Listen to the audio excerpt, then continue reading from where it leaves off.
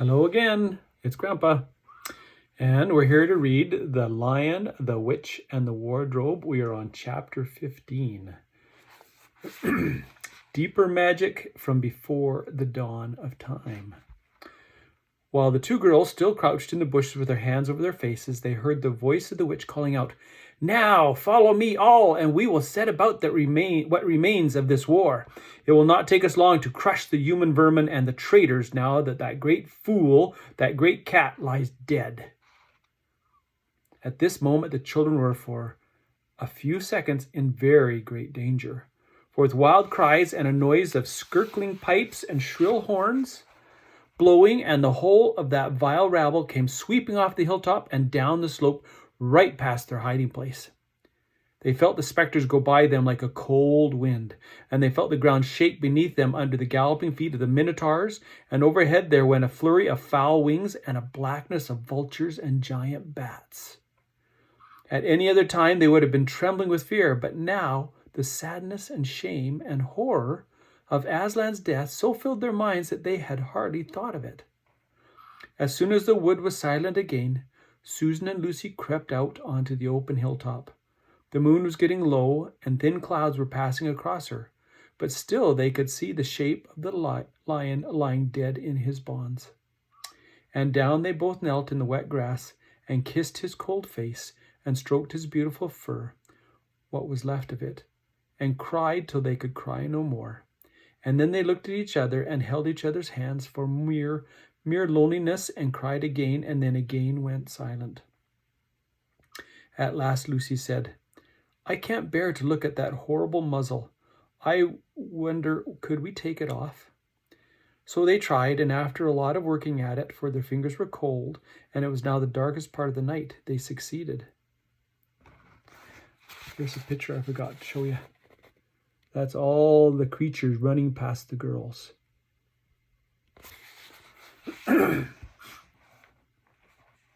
And when they saw his face without it, they burst out crying again, and kissed it and fondled it and wiped away the blood and the foam as well as they could. And it was all more lonely and hopeless and horrid than I know how to describe. "I wonder, could we untie him as well?" said Susan presently. But the enemies, out of pure spitefulness, had drawn the cord so tight that the girls could make nothing of the knots. I hope no one who reads this book has been quite as miserable as Susan and Lucy were that night. But if you have been, if you've been up all night and cried till you have no more tears left in you, you will know that there comes, in the end, a sort of quietness. You feel as if nothing was ever going to happen again. At any rate, that was how it felt for these two. Hours and hours seemed to go by in this dead calm, and they hardly noticed that they were getting colder and colder. But at last Lucy noticed two other things. One was that the sky on the east side of the hill was a little less dark than it had been an hour ago. The other was some tiny movement going on in the grass at her feet. At first she took no interest in this. What did it matter? Nothing mattered now. But at last she saw that whatever it was had begun to move up the upright stones of the stone table. And now, whatever they were moving about on Aslan's body.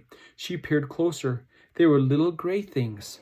"Ugh," said Susan from the other side of the table. "How beastly! There are horrid little mice crawling over him. Go away, you little beasts," and she raised her hand to frighten them off. "Wait," said Lucy, who had been looking at them more closely still. "Can you see what they're doing?" Both girls bent down and stared. "I do believe," said Susan. "But how queer. They're nibbling away at the cords." "That's what I thought," said Lucy. "I think they're friendly mice. Poor little things. They don't realize he's dead.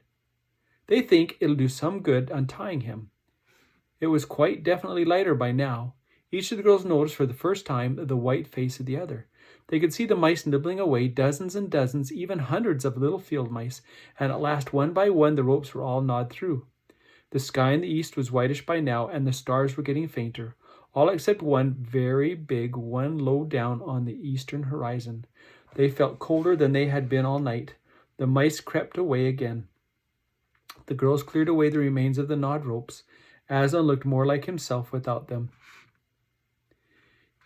Every moment his dead face looked nobler, as if the light grew as the light grew and they could see it better. There's another picture of the girls in Aslan.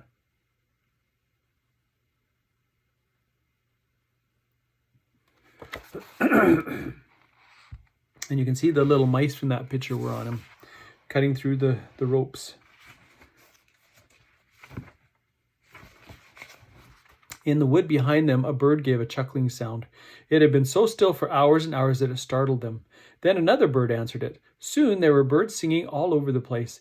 It was quite definitely early morning now, not late night. "I'm so cold," said Lucy. "So am I," said Susan. "Let's walk about a bit." They walked to the eastern edge of the hill and looked down. The one big star had almost disappeared.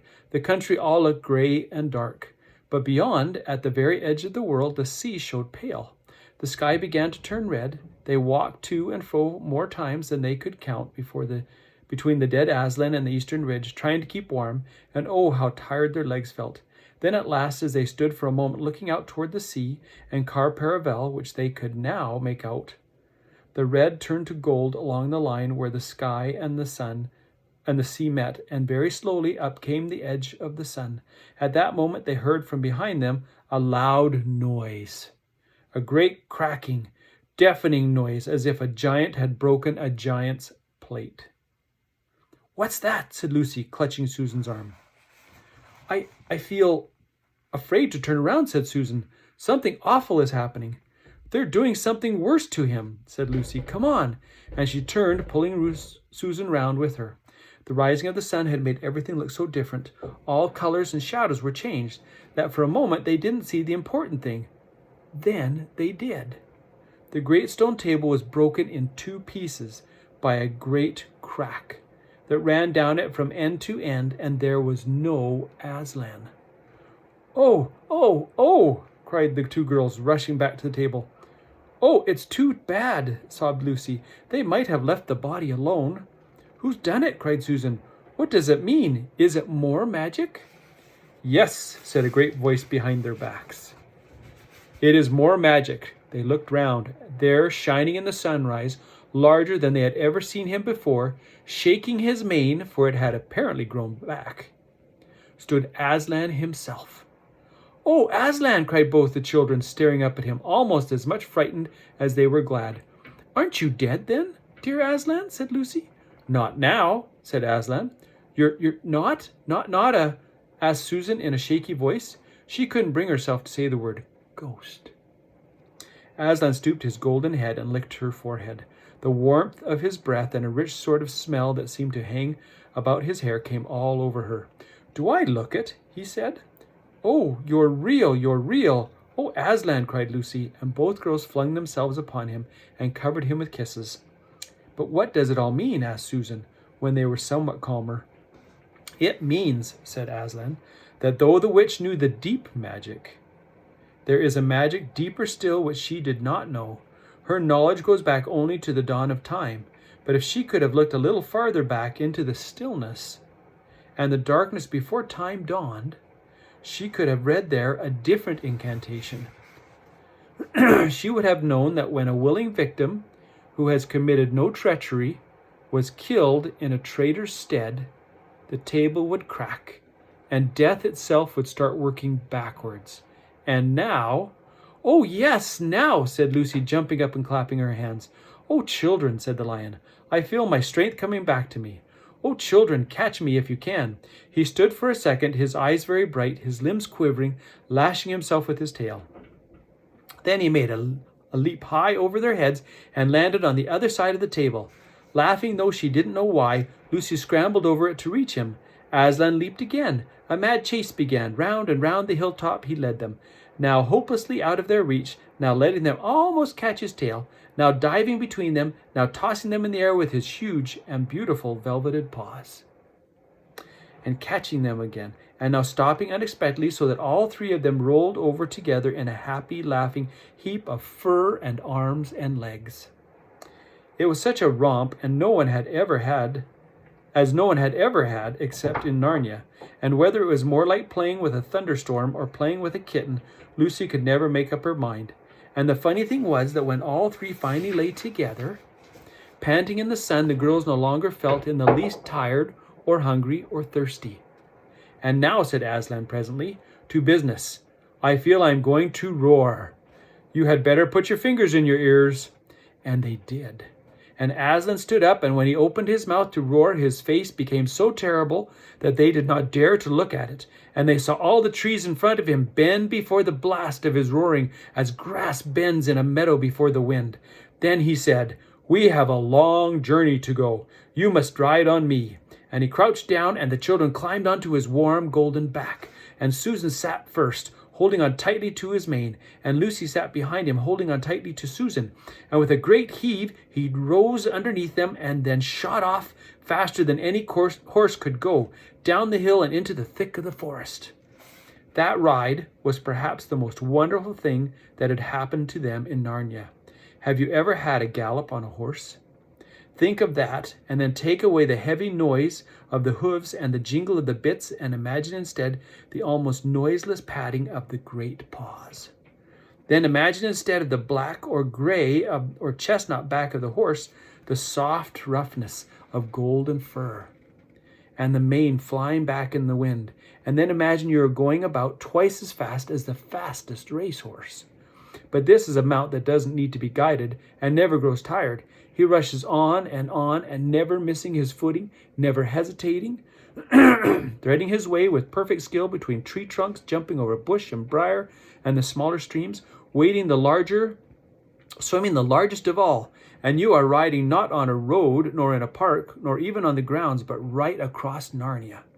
In spring, down solemn avenues of beech and across sunny glades of oak, through wild orchards of snow-white cherry trees, past roaring waterfalls and mossy rocks and echoing caverns, up windy slopes alight with gorse bushes and across the shoulders of heathery mountains and along giddy ridges and down, down, down, and down again into wild valleys and out into acres of blue flowers.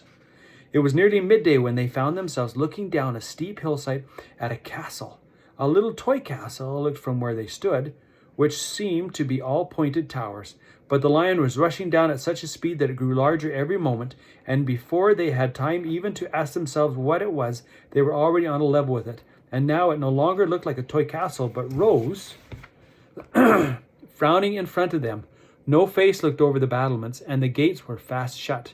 And Aslan, not at all slacking his pace, rushed straight as a bullet toward it. "The witch is home," he cried. "Now, children, hold on tight." Next moment, the whole world seemed to turn upside down, and the children felt as if they had left their insides behind them, for the lion had gathered himself together for a greater leap than any he had yet made, and jumped, or you may call it flying, rather than jumping, right over the castle wall. The two girls, breathless but unhurt, found themselves stumbling off his back in the middle of a wide stone courtyard full of statues. And that's the end of chapter 15.